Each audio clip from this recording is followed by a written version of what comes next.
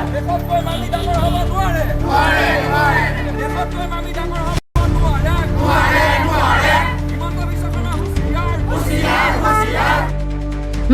সঞ্চয় ভৱন কাৰ্যালয় সমীপত শীৰ্ষক প্ৰতিবাদী কাৰ্যসূচীৰ ৰূপায়ণ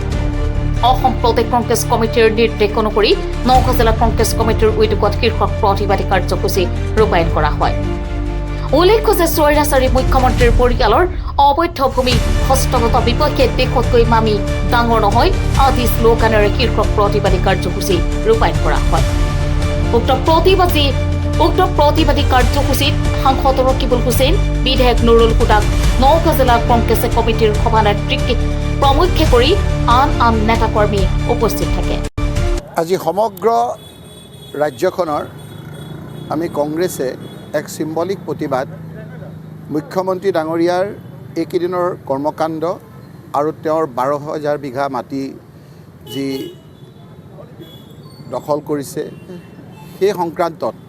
গৌৰৱ গগৈ ডাঙৰীয়াৰ নেতৃত্বত আমি গোটেই অসমত ৰাইজৰ চকু মুকলি কৰিছোঁ। সেই সন্দৰ্ভত তেওঁৰ যিটো ব্যক্তিগত আক্ৰমণ, গৌৰৱ গগৈৰ পৰিয়াল, গৌৰৱ গগৈৰ কণমানি শিশুকো লৈ যি ধৰণৰ তেওঁ কথা বতৰা আৰম্ভ কৰিছে সেই কথা বতৰাবিলাক আমি ৰাইজৰ কাষলৈ লৈ গৈছোঁ। আৰু আপোনালোকে দেখিছে যে গৌৰৱ গগৈ ডাঙৰীয়াই যোৱাকালি দাড়ি কমা সকলো ছেমিকলম সকলোৰে প্ৰশ্ন উত্তৰ দিয়াৰ পাছত এতিয়া যেনেকৈ মৰুভূমিত উট চৰাই যেতিয়া চিকাৰীয়ে চিকাৰ কৰিব আহে আৰু নিশ্চিত মৃত্যু দেখে তেতিয়া যেনেকৈ মূৰটো সোমাই তেখেতক গাটো দেখা নাই বুলি ভাবে, শৰীৰটো দেখা নাই বুলি ভাবে, এতিয়া মুখ্যমন্ত্ৰীয়ে বালিত মূৰটো সোমাই অসমৰ ৰাইজে তেওঁক দেখা নাই বুলি ভাবিছে। আৰু সেইকাৰণেই আজি আপোনালোকে দেখিছে যে তেওঁ কথাৰ কোনো লাগবান নোহোৱা হৈছে। আমাৰ এটা প্ৰশ্ন, যোৱাকালিতো আমি যিখিনি কৰিছোঁ এটা নতুনকৈ আপোনাৰ মনত আমাৰ আহিলে মুখ্যমন্ত্ৰী ডাঙৰীয়াৰ উক্তিত কথাটো এনেধৰণৰ, মুখ্যমন্ত্ৰী ডাঙৰীয়াই গৌৰৱ গগৈৰ সংক্ৰান্তত যিখিনি কথা কৈ আছিলে তেওঁ তাৰিখ দিছিল 10 ছেপ্টেম্বৰ। 10 ছেপ্টেম্বৰত যেতিয়া তেওঁ তাৰিখ দিছিল গৌৰৱ গগৈ ডাঙৰীয়াই কংগ্ৰেছে তেওঁক কোনো ধৰণৰ বাধা নিদি SITত কোনো ধৰণৰ হস্তক্ষেপ নকৰাকৈ, আনকি আমি আদালততো নগৈ SITক মুকলিভাৱে গোটেইখিনি তদন্ত কৰিবলৈ আমি দিলোঁ। 10 ছেপ্টেম্বৰত গোটেই অসমৰ মানুহ ৰখি থাকিলে। 10 ছেপ্টেম্বৰত তেওঁ এই বিষয়ে গাপ দি থ'লে, কোনো ধৰণৰ আপোনাৰ তদন্তৰ কথাবিলাক ৰাইজক নক'লে। 10 ছেপ্টেম্বৰত নক'লে,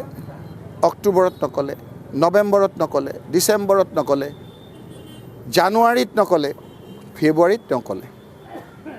যিখিনি ক'লে তাৰ উত্তৰটো এটা এটাকৈ দিয়া গৈছে। এতিয়া আমাৰ সকলোতকৈ মোৰ ডাঙৰ প্ৰশ্ন হৈছে যে 10 ছেপ্টেম্বৰত কিয় নাই দিয়া বুলি কওঁতে তেওঁ ক'লে যে 10 ছেপ্টেম্বৰত এইকাৰণে আমি নাই দিয়া যে জুবিন গাৰ্গৰ সেই সময়ত মৃত্যু হৈছে, আৰু সেইকাৰণেই আমি 10 ছেপ্টেম্বৰত ইয়াৰ কোনো প্ৰত্যুত্তৰ দিয়া নাই। মোৰ একেবাৰে স্পেচিফিক প্ৰশ্ন যে 10 ছেপ্টেম্বৰত মুখ্যমন্ত্ৰী ডাঙৰীয়াই কেনেকৈ জানিলে যে 19 ছেপ্টেম্বৰত জুবিন গাৰ্গক হত্যা কৰা হ'ব? মোৰ স্পেচিফিক প্ৰশ্ন, জুবিন গাৰ্গৰ স্বাভাৱিক মৃত্যু হোৱা নাই। মানুহে যে কৈছে, বহুতে যে কৈছে, মুখ্যমন্ত্ৰী যে কৈছে যে জুবিন গাৰ্গৰ মৃত্যু হোৱা নাই, হত্যা হৈছে। প্ৰশ্ন হ'ল যে 10 ছেপ্টেম্বৰত যিটো দিয়াৰ কথা কৈছিল তেওঁ এইটো ৰিপৰ্টত ৰাইজক মুকলি কৰাৰ কথা, তেওঁ ক'লে যে জুবিন গাৰ্গৰ মৃত্যুৰ কাৰণে দিয়া হোৱা নাই। প্ৰশ্ন স্পেচিফিক, মই ফালৰি কাটি নাযাওঁ যে 10 ছেপ্টেম্বৰত কেনেকৈ জানিলে যে 19 ছেপ্টেম্বৰত জুবিন গাৰ্গক হত্যা কৰা হ'ব? সেই কথাটো স্পেচিফিক প্ৰশ্নৰ উত্তৰটো নিশ্চয়কৈ তেওঁ যেনেকৈ প্ৰশ্ন সোধে, এইটো এটা মাত্ৰ এইটো ৰাইজে সুধিব, ৰাইজে প্ৰশ্ন তেওঁৰ মুখত কৈছে।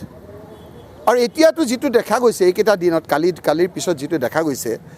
আমাৰ কংগ্ৰেছত আমি ঠিক কৰিছিলোঁ যে এইবাৰতো কংগ্ৰেছ, আমাৰ লগত থকা বিৰোধী ঐক্য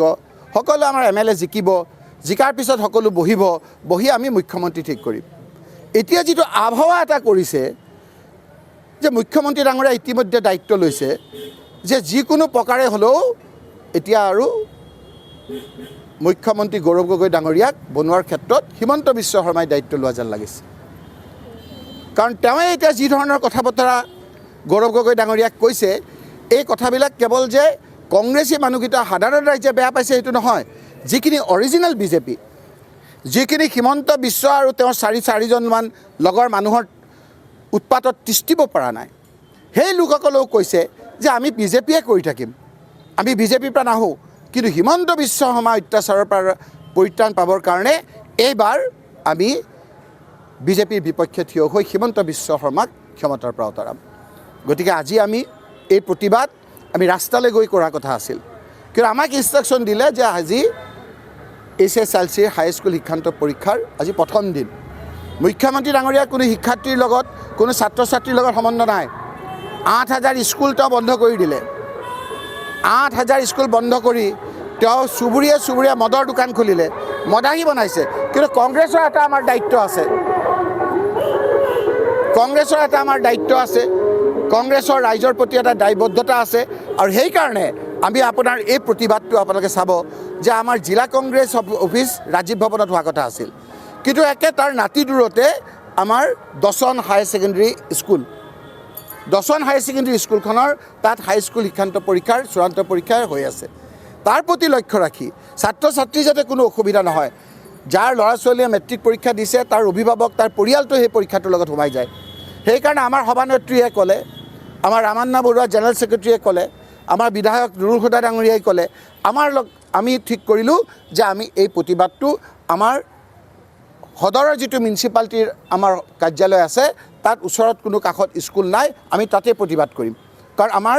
কংগ্ৰেছ কেৱল যে ৰাজনীতিয়ে কৰিম সেইটো নহয় আমি উঠি অহা প্ৰজন্মকো আমি চাব লাগিব সেই কথা বতৰাৰ কাৰণে আজি আমি ইয়াত চিম্বলিক এটা প্ৰতিবাদ কৰিলোঁ আৰু এই প্ৰতিবাদ আমাৰ হৈ থাকিব ৰাইজৰ প্ৰতিবাদ ৰাইজৰ পক্ষত থাকি আমি এই প্ৰতিবাদ হৈ থাকিব গতিকে আজিৰ দিনটোত আমি হাইস্কুল শিক্ষান্ত পৰীক্ষাৰ প্ৰতিজন পৰীক্ষাৰ্থীক আমি শুভেচ্ছা জনাইছোঁ আমাৰ তৰফৰ পৰা অভিভাৱকসকলকো কৈছোঁ যে আপোনালোকে ভালকৈ পৰীক্ষা দিয়ক হিমন্ত বিশ্ব শৰ্মাৰ এই খুচুৰা কথাবিলাকত মন নিদিব আৰু অন্ততঃ এইকেইটা দিন হিমন্ত বিশ্বই যিদৰে কথা বতৰা কৈ আছে এই ল'ৰা ছোৱালীকেইটাক আপোনালোকে টিভি চাব নিদিব অন্ততঃ টিভি চালে এই পৰীক্ষাৰ পৰা মনটো বাহিৰলৈ যাব আৰু আমাৰ পৰীক্ষাবিলাক ভাল নহ'ব গতিকে আপোনালোকৰ যোগেদি এই ক্ষেত্ৰত আমি অসম প্ৰদেশ কংগ্ৰেছৰ সভাপতি গৌৰৱ গগৈ ডাঙৰীয়াই কালি যিটো আমাৰ প্ৰেছ কনফাৰেঞ্চ কৰিলে এটাকে উত্তৰ দিলে তাৰ পৰৱৰ্তী সময়ত আমাৰ মুখ্যমন্ত্ৰী ডাঙৰীয়াই 10 ছেপ্টেম্বৰত কি কাৰণে তেওঁ গোটেই কথাখিনি SIT ৰিপৰ্টটো নিদিলে কি কাৰণে এতিয়া দিলে তাৰ যিটো ব্যাখ্যা কৰিলে 19 ছেপ্টেম্বৰত জুবিন গাৰ্গৰ হত্যাটো কেনেকৈ তেওঁ আগতীয়াকৈ জানিলে সেই কথাখিনি তেওঁ জনাব বুলি আশা কৰিলোঁ যোৱা 8 তাৰিখে অসমৰ মাননীয় মুখ্যমন্ত্ৰী মহোদয়ে এটা বিস্ফোৰণ ঘটাব বুলি কৈছিলে আৰু আমিতো ভাবি আছিলোঁ যে গৌৰৱ গগৈ জেললৈ যাব গতিকে দেখিলোঁ ডাঙৰ এটা ফ্লপহে হ'ল তেওঁৰ যিটো বক্তব্য তেওঁ প্ৰমাণ কৰিব নোৱাৰিলে যে বিদেশৰ লগত পাকিস্তানৰ লগত তেওঁৰ লিংক থকাটো প্ৰমাণ কৰিব নোৱাৰিলে আজি তেওঁ এইকাৰণে এইবিলাক কৰি আছে যে অসমৰ ভূমি অসমৰ জনতাৰ প্ৰাপ্য অসমৰ ভূমি 40,000 বিঘা মাটি পতঞ্জলি আদানী আম্বানী গোষ্ঠীক দি আজি অসমখনক কোনফালে লৈ গৈ আছে এই কথাখিনি আমি ৰাইজক জনাবৰ বাবেই আজি আমি ইয়াত এই ধৰ্মঘটৰ ব্যৱস্থা কৰিছোঁ অসম প্ৰদেশ কংগ্ৰেছ কমিটিয়ে কৰিছে গতিকে ইয়াৰ যোগেদি আমি অসমৰ জনসাধাৰণক এইটো অনুৰোধ জনাম যে আমি অসমক বচাব লাগিব অসমৰ মাটি বচাব লাগিব দেশ বাচিব লাগিব দেশ আৰু মাটি বচোৱাৰ স্বাৰ্থত এই সাম্প্ৰদায়িক বিজেপি দলক উৎখাত কৰি আমাৰ ভূমি আমি ৰক্ষা কৰিব লাগিব দেশ আমি ৰক্ষা কৰিব লাগিব গতিকে অসমৰ সমূহ জনতাই এই কথাৰো চিন্তা কৰি যাতে আগন্তুক দিনবিলাকত যাতে বিজেপি দলক উফৰাই আমাৰ ধৰ্মনিৰপেক্ষ শক্তিক শাসনত বহুৱাই তাকে আমি কামনা কৰিছোঁ আৰু তাৰ লগতে আজি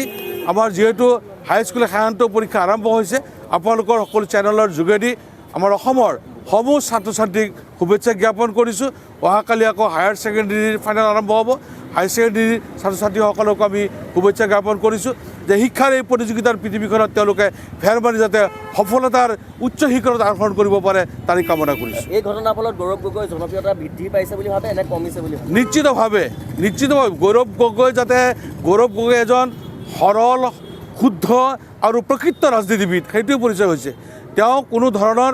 দেশ বিৰোধী কাম যে কৰা নাই, ইমান দিনে যে মুখ্যমন্ত্ৰী মহোদয়ে যে মিছা কথা কৈ আছিলে, সেই কথাখিনি আজি প্ৰমাণ হৈ গৈছে যে মুখ্যমন্ত্ৰী ইমান দিনে যিবিলাক কথা কৈ আছিলে গোটেইবিলাক কথা মিছা আৰু সত্যৰ পথত থাকিয়েই যুঁজ কৰি আছে গৌৰৱ গগৈয়ে, দেশৰ হকে যুঁজ কৰি আছে। গতিকে অসমৰ জনসাধাৰণে গৌৰৱ গগৈকে আঁকোৱালি ল'ব আৰু গৌৰৱ গগৈকে মুখ্যমন্ত্ৰী হিচাপে বিচাৰি আছে। কথা কৈছিলে তক্ষশিলা বুলি কওঁতে কোনোবা ইয়াত মুছলমান নাম বা কথা কিবা জড়িত হৈ আছে নেকি? মুখ্যমন্ত্ৰীয়েতো সেই লিংকটো বিচাৰি ফুৰে।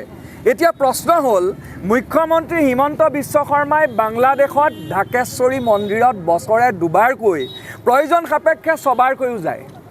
ঢাকেশ্বৰী মন্দিৰত হিমন্ত বিশ্ব শৰ্মা যাব পাৰে ঢাকেশ্বৰী মন্দিৰৰ আশীষ লাবলৈ। কাইলৈ মানে মালয়েছিয়াত যদি কিবা এটা মন্দিৰ থাকে, সেই মন্দিৰটো মই দৰ্শন নকৰাকৈ গুচি আহিম নেকি? এতিয়া তক্ষশিলা যিটো নাম, সেই নামটোত ভাৰতৰ যি ইতিহাস,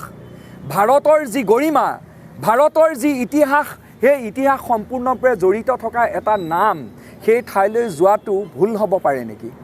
গতিকে এই কথাবিলাক আচলতে একদম স্পষ্টকৈ প্ৰমাণ কৰিছে যে হিমন্ত বিশ্ব শৰ্মাৰ প্ৰতিটো কথা আজিৰ তাৰিখত যে সত্যৰ ওপৰত আধাৰিত নহয়, এয়া প্ৰমাণ হ'ল। অসমৰ ৰাইজে ইতিমধ্যে গম পালে যে তেওঁৰ যি মাটি সম্পত্তি, তেওঁ যোৱাকালি কৈছে, কিন্তু আমি 12,000 বিঘা বুলি কৈ আছিলোঁ, তেওঁ ইতিমধ্যে কৈছে যে 24,000 বিঘা মাটি তেওঁলোকৰ দখলত। এই যে 24,000 বিঘা মাটি তেওঁৰ দখলত আছে, এই যে চৰকাৰী ভূমি দখল কৰি পেলাই যে তেওঁলোকে বান্দিয়া ইণ্টাৰনেশ্যনেল স্কুল ৰাতিটোৰ ভিতৰতে মাটিৰ শ্ৰেণী পৰিৱৰ্তন কৰি তেওঁলোকে যে তাত সাজিলে,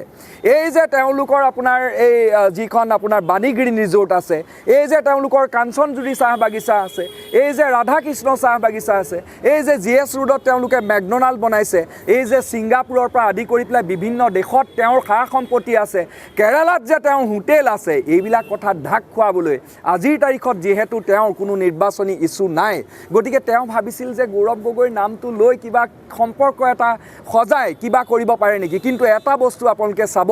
যে মুখ্যমন্ত্ৰীয়ে এই নিকৃষ্ট ৰাজনীতি কৰিবলৈ গৈ আজিৰ তাৰিখত অসমৰ এজন স্বাভিমানী গৌৰৱী অসমীয়া, যিজন গৌৰৱ গগৈক লৈ পেলাই অসমৰ প্ৰতিজন অসমীয়াই গৌৰৱ কৰে, হেম বৰুৱাৰ পাছত যিজন অদ্বিতীয় অসমীয়া, যি সংসদ ভৱন কঁপাই থাকে, সেই মানুহজনক আজি ৰাষ্ট্ৰীয় আৰু আন্তঃৰাষ্ট্ৰীয় পৰ্যায়ত পাকিস্তানৰ এজেণ্ট, পাকিস্তানৰ লগত সম্পৰ্ক থকা বুলি কৈ পেলাই তেওঁ ষড়যন্ত্ৰ কৰিবলৈ ন্যস্ত ৰাজনীতি কৰিলে, যি নিজ ৰাজনীতি কৰিলে, আৰু লগতে যি অসমীয়া জাতিটোক আচলতে প্ৰতিপন্ন কৰিলে, তাৰ কাৰণে কিন্তু এই হিমন্ত বিশ্ব শৰ্মাক প্ৰতিজন অসমীয়াই আজিৰ তাৰিখত গৰিহণা দিব। দেশ খাত্ৰে মে হে, সঁচাই আজিহে এতিয়াহে দেশ খাত্ৰে মে। আজি এজন ব্যক্তিয়ে নিজৰ যি বেনামী সম্পত্তি সেইখিনি ঢাকিবলৈ তেওঁ আবুল তাবুল বকি অসমখন বিশৃংখল কৰি পেলাইছে। আজি কেন্দ্ৰত তেওঁলোকৰ চৰকাৰ, ৰাজ্যত তেওঁলোকৰ চৰকাৰ, কিন্তু আজি তেওঁলোকৰ ভাৰতীয় জনতা পাৰ্টীৰ বিধায়ক MP ৰাজপথত নামিছে গৌৰৱ গগৈ পাকিস্তানী বুলি কৈ পেলাই এটা বিভ্ৰান্তি সৃষ্টি কৰিছে। আজি যদি তেওঁলোকে ইমানেই সাহস আছে, আজিও কৈছোঁ যে সৎ সাহস আছে যদি এৰেষ্ট নকৰে কিয়, কিবা প্ৰমাণ আছে যদি এৰেষ্ট নকৰে কিয়, মানুহক বিভ্ৰান্তি কিয় কৰিছে, কোনো কথা নাই বতৰা নাই। আজি তেওঁ অলপ আগত আমাৰ নেতাসকলে কৈছে যে 10 ছেপ্টেম্বৰত তেওঁ কিয় দিব নোৱাৰিলে, যে জুবিন গাৰ্গৰ হত্যাৰ সেইখিনি সময়ত মৃত্যুৰ সময়খিনিত তেওঁ দিব নোৱাৰিলে। আজি 19 ছেপ্টেম্বৰত তেওঁৰ মৃত্যু হৈছিল, তেওঁ 10 ছেপ্টেম্বৰ আগতে গম পাই গ'লে। তেওঁ সকলো কথা মই ভাবোঁ এতিয়া তদন্তৰ আওতালৈ আহিব লাগে। আৰু হিমন্ত বিশ্ব শৰ্মাই বাংলাদেশত দেখা গৈছিল যে তেওঁ মুছলমান মানুহৰ লগত কেনেকৈ আলোকচিত্ৰ তেওঁ উঠিছিল, সেইখিনি কথা কিন্তু নাইকিয়া হৈ যায়। আজি এনেকুৱা ধৰণৰ কথা কিছুমান কেৱল মাত্ৰ ক্ষমতা দখল কৰিবলৈ সমাজখন যিটো বিশৃংখলতা কৰিছে সেইটো হ'ব নালাগে। মই ভাবোঁ ৰাইজে ইয়াৰ প্ৰত্যুত্তৰ দিব, কিন্তু হিমন্ত বিশ্ব শৰ্মা ডাঙৰীয়াই উত্তৰ দিব লাগে যে 10 ছেপ্টেম্বৰে তেওঁ যিটো কৈছে 19 ছেপ্টেম্বৰৰ জুবিন গাৰ্গৰ দেৱৰ মৃত্যুৰ কাৰণে তেওঁ যে যিটো SIT দিব নোৱাৰিলে, সেইটো তদন্ত আওতালৈ সেই কথা আনিব লাগে। ধন্যবাদ। নগাঁৱৰ পৰা এহিয়া আহমেদৰ ৰিপৰ্ট, JBP।